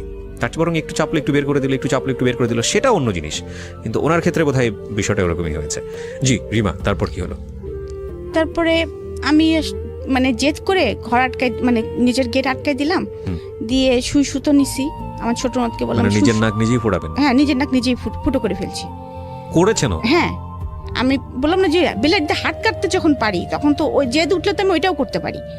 তো নিজের নাক নিজে ফুটো করে, ওরা আমাকে যে নাক ফুলটা দিয়েছিল সেই নাক ফুলটার সঙ্গে সঙ্গে আবার পড়েছি, রক্ত পড়তেছে কিন্তু। My goodness.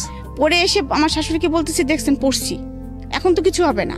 আমার শাশুড়ি আমার দিকে হা করে তাকায় আছে, কি মেয়ে এটা, হ্যাঁ। যাই হোক, হয়তো এরকম একটা ফিলিংস নিচ্ছে। তো আমি আবার কিছুদিন পরে হয়তো আমার আম্মার ওখানে গেছি, আম্মা দেখে তো কান্নাকাটি করে অস্থির, কারণ বাবা নাক ফুটো করা পছন্দ করতেন না, আমি ব্যথা পাবো দেখে বিদায়। আচ্ছা আচ্ছা। তো সেখানে আমার নাক ফুটো করা, এবং অলরেডি সেটা সঙ্গে সঙ্গে তাজা ইসের মধ্যে আমি পড়েছি, এটা তো ঘা হয়ে মানে একটু ফুলে টুলে গিয়েছে। যাই হোক, মা নাক খুলে ওয়াশ করে আবার মলম টলম লাগিয়ে যাই হোক নাকটা ঠিক করেছে পরে। কারণ আমার বাবা বাড়ি থেকে মা বাড়ি তখন তো বেশি দূর, মানে শ্বশুর বাড়ি তো বেশি দূরে না। দেখা যাচ্ছে শুক্রবারের ছুটির দিন হলেই দেখা যাচ্ছে বাবা জোর করে এসেই বলতো, বাবা একটু আসো, আমার মেয়েটাকে একটু আসো, বা বাবাই আসতেন দেখতে, এরকম প্রায় হতো। আর আরেকটা জিনিস হয়েছিল কি, যে আমার বাবা আমার সুবিধার জন্য, বললাম যে ফার্নিচার থেকে শুরু করে টিভি বিজিপি সব কিছু আমার শ্বশুরবাড়ি পাঠিয়ে দিয়েছেন, এমনকি ফ্রিজ পর্যন্ত। হ্যাঁ, তো তারপরে দেখা যাচ্ছে যে আমার ভাইয়ের একটা বাইক ছিল, আমার ভাইয়া কলেজে ওঠার সাথে সাথে একটা বাইক চালাতেন। আমার বিয়ের পরপরই আমার বাবা আমার হাজবেন্ডকে একটা বাইক কিনে দেন। আচ্ছা। যে তাহলে যখন তখন আমার মেয়ের সাথে করে আসতে পারবে, আমার মেয়েকে সাথে করে একটু ঘুরবে। কারণ আমার আবার বাইকে চড়ার খুব অভ্যাস ছিল, কারণ ভাইয়াদের সাথে বাইকে চড়তাম, কোথাও নিয়ে যেতে হলে বাইকে যেতাম, বাবার সাথে আবার যেতাম, যার জন্য আমি বাইকে চড়তে খুব পছন্দ করতাম। বাবা এটা জানতো, তো এরকম মাঝে মাঝে যাওয়া হতো। কিন্তু ওনার সাথে কি সম্পর্কটা আমার কেমন ছিল, মানে ঝগড়াঝাটিও ছিল না, আবার তার সঙ্গে খুব ফ্রি ছিলাম এরকমও না। যে সংসারে কি হচ্ছে সেটাও আমি তাকে বলতাম না। মানে হয়েছে কি, তার সঙ্গে আমার দেখা যাচ্ছে হয়তো খুব কম, ভয় পেতাম তাকে আমি, এবং কি বলে ডাকবো এটাও কিন্তু আমি বুঝতে পারতাম না। আমাকে কেউ ডাকতে বলে কোনো সময় ভাই বলে ডাকতাম, ভাই ভাই আপনাকে ডাকতেছে। আবার কখনো বলতাম কি দাদা ভাই আপনাকে ডাকতেছে, এরকম বুঝতাম না আর কি। এটার জন্য বকা খাইতাম, মাঝে মাঝে নাম ধরেও ডেকে ফেলতাম। হ্যাঁ, তো আমার শাশুড়ি এটা নিয়ে বকাও দিত।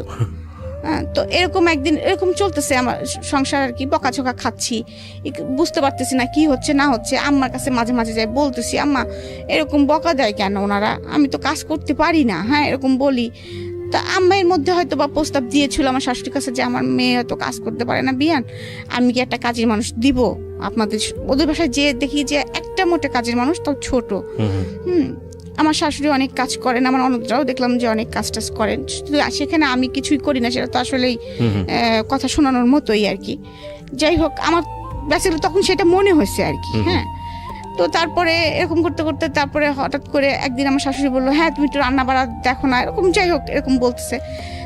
তার আবার একটু মাঝে মাঝে প্রবলেম হতো, বুকে পেন টেন করতো, এরকম আমার কষ্ট হয় একা একা। তখন আপনার লেখাপড়ার কি অবস্থা? তখন লেখাপড়ার অবস্থা হচ্ছে আমি কলেজ টোটালি অফ করে দিয়েছি, সেকেন্ড ইয়ারে পরীক্ষা দিয়ে কলেজে যাওয়াই হয় না। মানে কি সেকেন্ড ইয়ার ফাইনাল পরীক্ষা দিয়ে? না, ফার্স্ট ইয়ার ফাইনাল পরীক্ষাতে সেকেন্ড ইয়ারে উঠেছি। ওঠার পরে আপনি আর যাচ্ছেন না? যাচ্ছি না। ওকে। আসলে আমি তখন আসলে বুঝতে পারছিলাম না আসলে যে আমার কি করণীয়।